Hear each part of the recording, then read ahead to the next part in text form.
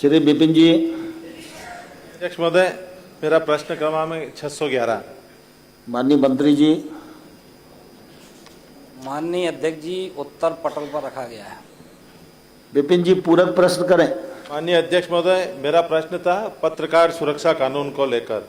माननीय अध्यक्ष महोदय, पत्रकार लोकतंत्र का 14 स्तंभ होता है। अपनी जान की परवाह किए बिना जनता की आवाज उठाता है, वह निष्पक्ष रिपोर्टिंग करता है। आए दिन हम खबरों में देखते हैं कि पत्रकारों के ऊपर हमले होते हैं, इन्हें जान से मारने की धमकियां दी जाती, कई पत्रकारों की हत्या भी हो गई है।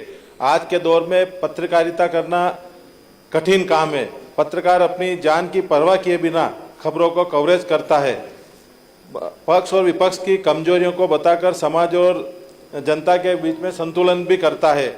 माननीय मंत्री जी ने बताया है कि 2023 में एक मीटिंग हुई थी पत्रकार सुरक्षा कानून के संबंध में, और अन्य राज्यों के संबंधित कानून बनाने के लिए अन्य राज्यों में लागू कानून के अध्ययन एवं इस क्षेत्र के विशेष सुझाव प्राप्त होने के पश्चात प्रारूप तैयार करेंगे। मैं माननीय मंत्री जी से आपके माध्यम से पूछना चाहता हूं कि यह पत्रकार सुरक्षा कानून कब तक लागू हो जाएगा, और 2023 में जो मीटिंग हुई थी उस के बाद अभी तक क्या इस पर निर्णय हुआ, ये बताने की कृपा करें। माननीय मंत्री जी। माननीय अध्यक्ष जी, मैं आपके माध्यम से माननीय सदस्य को बताना चाहता हूं, जैसा कि हम सब जानते हैं कि मीडिया लोकतंत्र का चौथा स्तंभ है।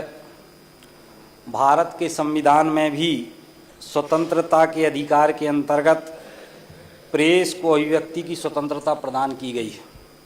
इसके साथ ही भारतीय न्याय संहिता की धाराओं में भी सुरक्षात्मक उपबंध किए गए हैं।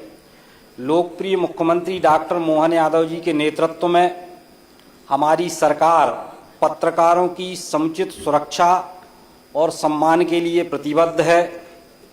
जैसा कि बताया जा चुका है कि इस पत्रकार सुरक्षा संबंधी कानून बनाने के लिए अन्य राज्यों के कानूनों का अध्ययन किया जा रहा है और विषय विशेषज्ञों से सुझाव भी प्राप्त किए जा रहे हैं।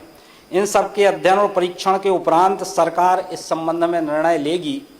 और जहां तक पत्रकारों की सुरक्षा और सम्मान की बात है, हमारी सरकार निरंतर पत्रकारों के हित में कल्याणकारी योजनाएं भी चलाने का काम कर रही है।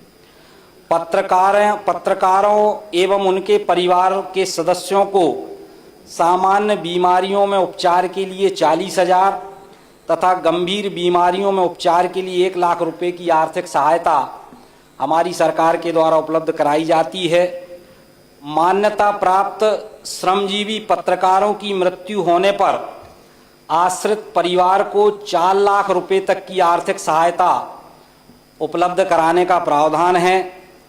65 वर्ष से अधिक सभी वरिष्ठ पत्रकारों को 4 लाख का निःशुल्क स्वास्थ्य बीमा तथा 10 लाख का दुर्घटना बीमा भी हमारी सरकार द्वारा उपलब्ध कराया जा रहा है।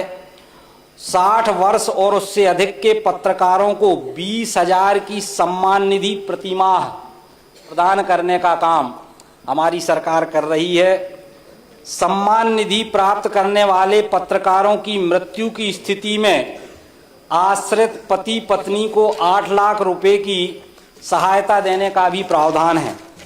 माननीय अध्यक्ष महोदय, मैं आपके माध्यम से सम्मानीय सदस्य को बताना चाहता हूं कि अधिमान्यता प्राप्त पत्रकारों को 30 लाख तक के आवास ऋण पर 5% ब्याज अनुदान 5 वर्ष तक प्रदान करने का प्रावधान है। तो कुल मिला के हमारी सरकार निरंतर पत्रकारों के हित में काम भी कर रही है और पत्रकारों की सुरक्षा और सम्मान के लिए पूर्णतः प्रतिबद्ध है। ये मैं माननीय सदस्य को आपके माध्यम से बताना चाहता हूं। माननीय अध्यक्ष महोदय, आपके माध्यम से जल्दी करो, सेकंड बचे हैं। मंत्री जी से जानना चाहता हूं, और मेरा प्रश्न था कि ये कानून कब तक आप बना देंगे। माननीय मंत्री जी कुछ कहना चाहते हैं। जैसा कि माननीय अध्यक्ष महोदय आपके माध्यम से मैंने बताया है कि हमारी सरकार पत्रकारों के सम्मान और सुरक्षा के लिए पूरी तरह प्रतिबद्ध है। पत्रकार सुरक्षा बाकी कानून के संबंध माननीय मंत्री जी, में प्रशासनिक स्तर मंत्री पर जी, शेष उत्तर सदस्य को अवगत करा देना, प्रश्नकाल समाप्त हो।